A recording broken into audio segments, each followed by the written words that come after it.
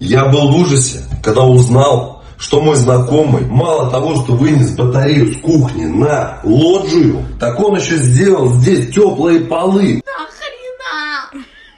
Вот скажи мне, нахрена?